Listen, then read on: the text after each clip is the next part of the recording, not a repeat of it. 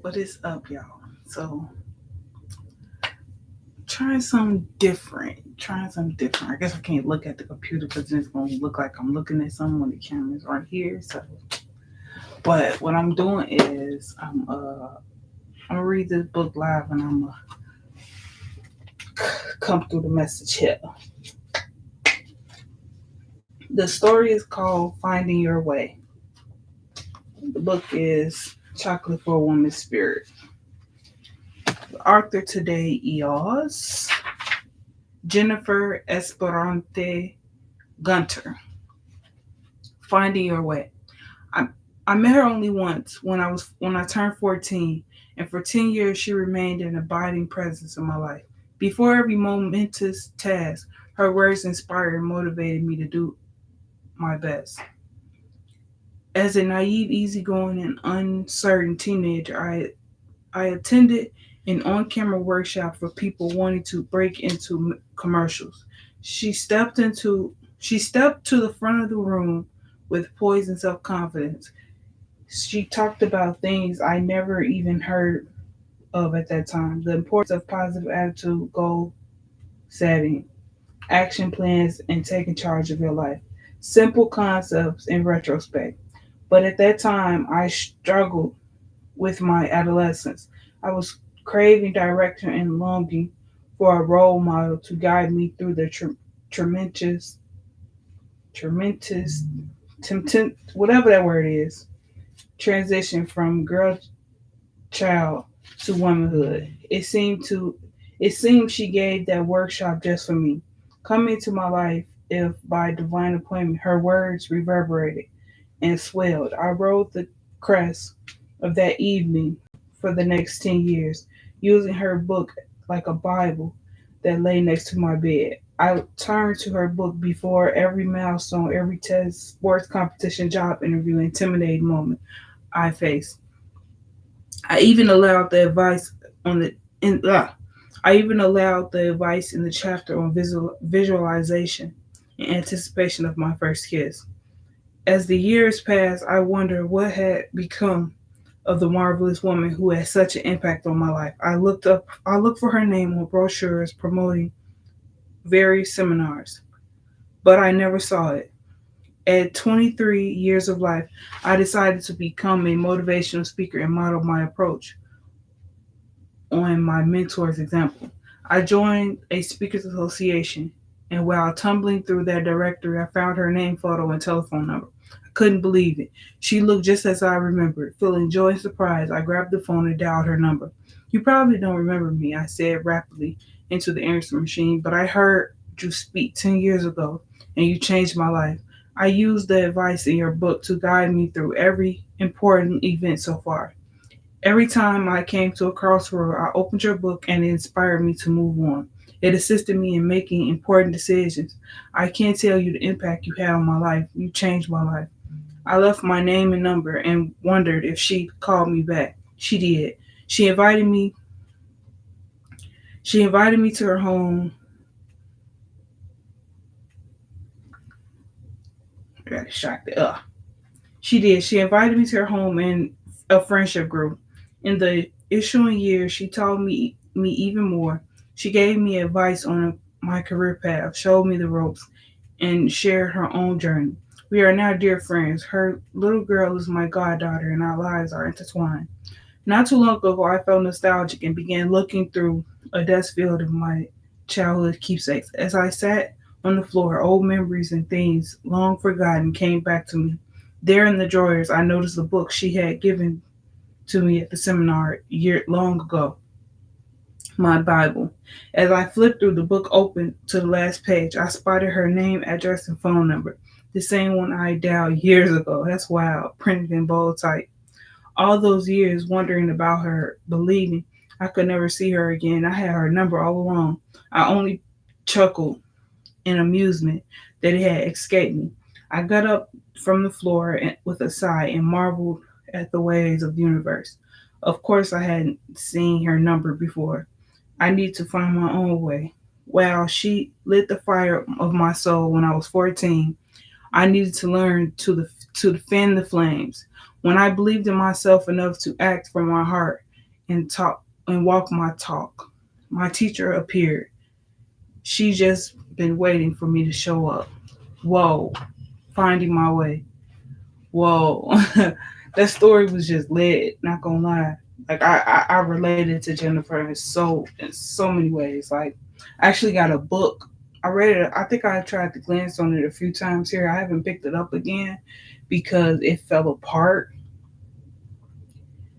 and I didn't want to lose the pages. I wanted to figure out how to glue it all back together before I open it again. That's just me.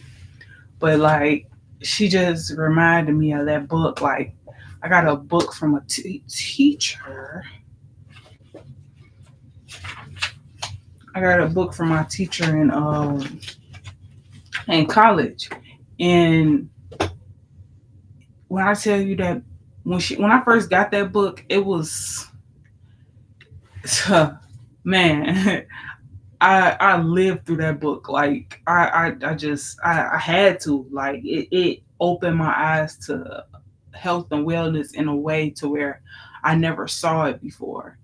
And that's why now to this day I had a book sitting on my dresser and I'm looking at it right now because like having that book by my bed, like it means a lot to me to know that whenever I'm feeling the type of way, I can just look over and grab that book. I like me personally, I'm the type of person where I can even look over and just think of all the lessons that came from that book, all the experiences I had, and it's heartwarming to know like it's people that you meet in your life for a reason.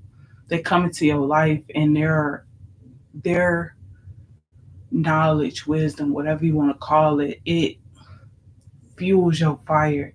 Like how she said,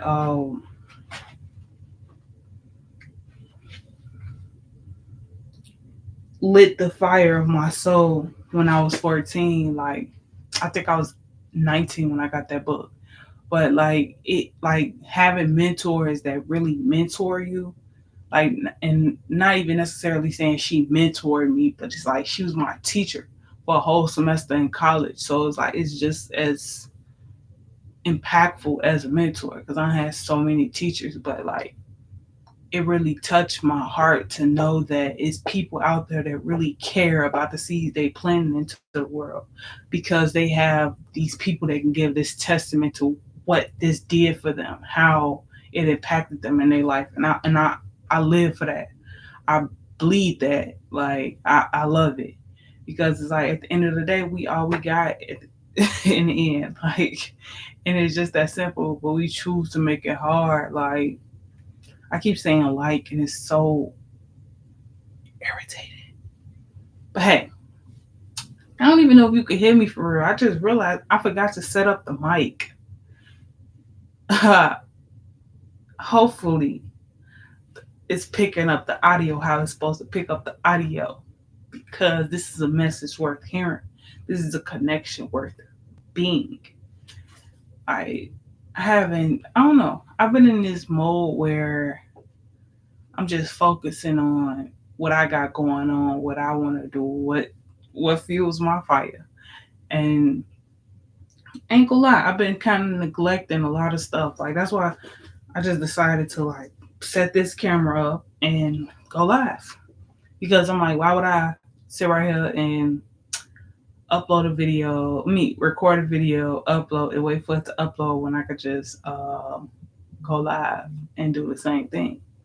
So try something new. Huh?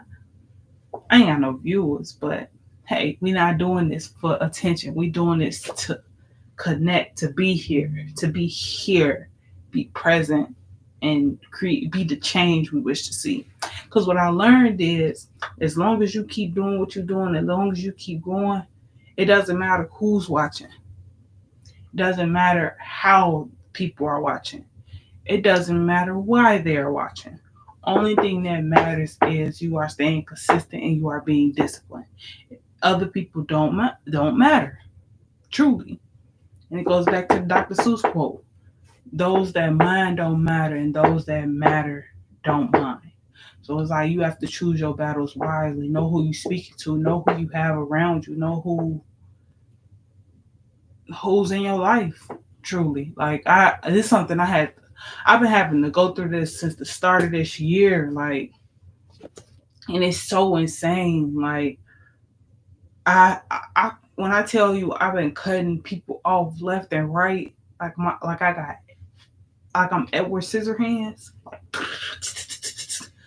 I've been real life cutting people off because it's it's too much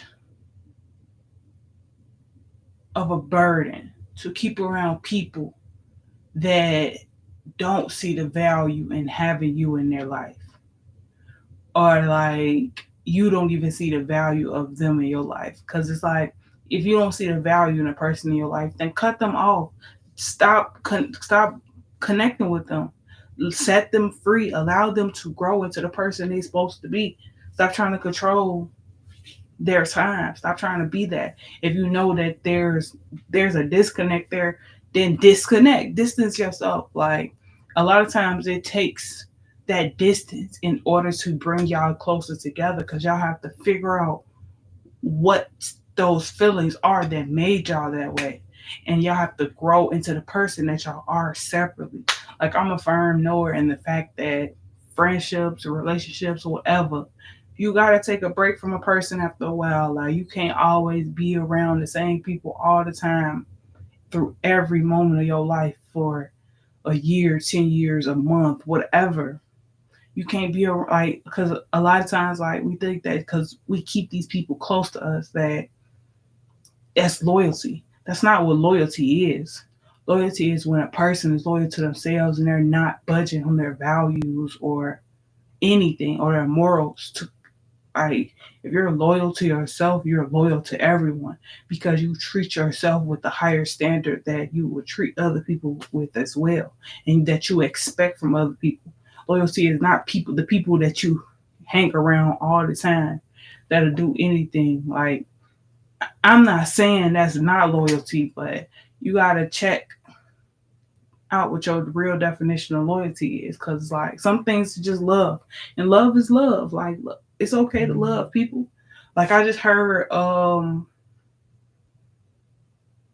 someone say, I don't know where I heard it at. I know I just heard it, but he said that he loved his mom.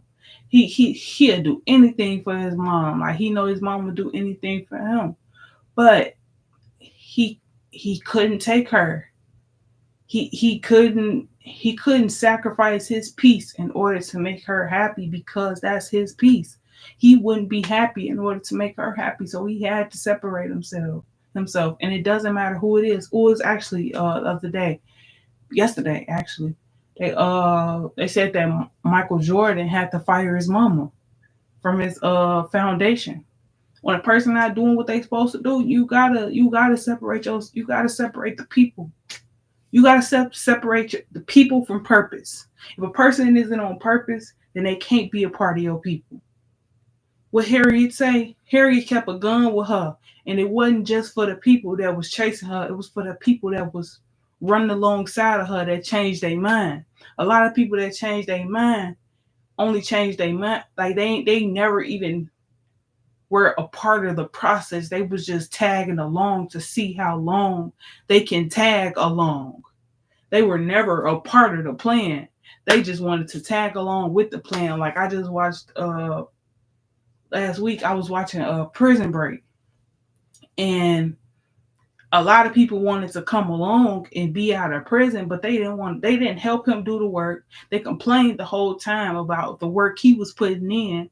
And then once it did happen, they made his situation difficult, because they wanted him to suffer for what he should have did when they wasn't even part of the plan. Like, it was just so weird how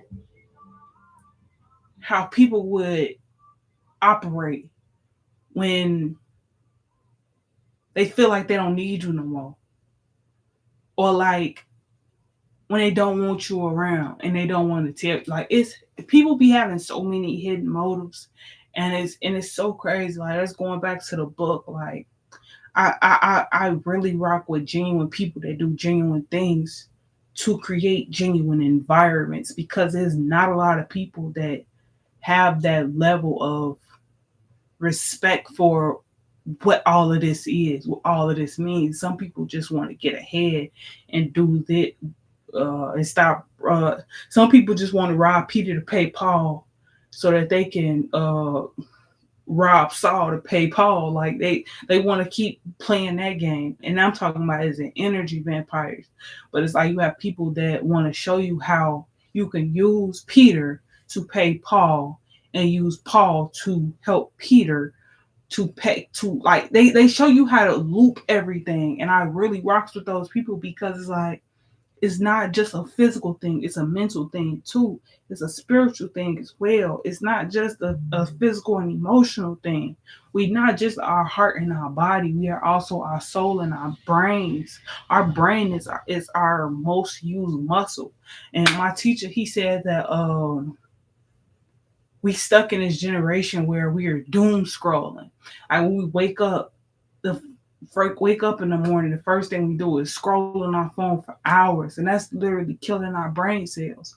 And there's so many people that do that, and just to imagine how many people do that on a daily, how many people do that on an hourly, on a minutely basis. Like some people's life is only social media. Like I'm not just speaking about other people, I'm speaking about myself too. Like I doom scroll too. That's why I felt that when he said it, because it's crazy how all of this stuff got our mind wrapped. And knowing that we all have the power to change that by doing the things that we said we are going to do and remaining disciplined, that's what fuels my fire. That's what keeps me going. Because it's like in this story, you got to find your way. Like coming to that realization of how the people are in the world is you finding your way. You finding your way in the world and you figuring out how to cultivate a better environment with your energy, how to build better habits, how to be a better human. And a lot of people don't look at life like that. A lot of people focus on a lot of things that they can't control, a lot of things that don't matter for real. And it's sick. It's making people sick. And I've been learning like we got we feel like we know so much, but yet we have so much more to learn. And it all comes with time. It comes with patience. It comes with attention. It comes with determination, knowing that if you stay persistent in whatever you're going through, the consistency will come and you will be able to get out of that seat of complacency. Like, pay attention to what these big words mean. People don't use these words for no reason. All of it has purpose. And the fact that we tend to throw fear into the situation and shy away from these simple things is why we lose value over time. We lose time. Like it's so wild to me. And I've been really like I've been really locking in with the Most High lately, just focusing in on what's in this present moment. Like I ain't perfect. I ain't saying all these words to show that I'm perfect, to look like I'm perfect, to act like I'm perfect. I'm just here with a person with some words to say that's working on herself and that feel like that me saying these words will help you. So if it did, give me a like, comment, something for the next person to read. And understand you are who you choose to be. You are unstoppable, my baby. And understand, have an amazing day. Don't let no player get in your way. Today is your day. Today is the day you choose it to be. I don't know why my mind kind of sketchy in the words right now. I blame the wine. I blame the blunt. But whatever it is, peace and love.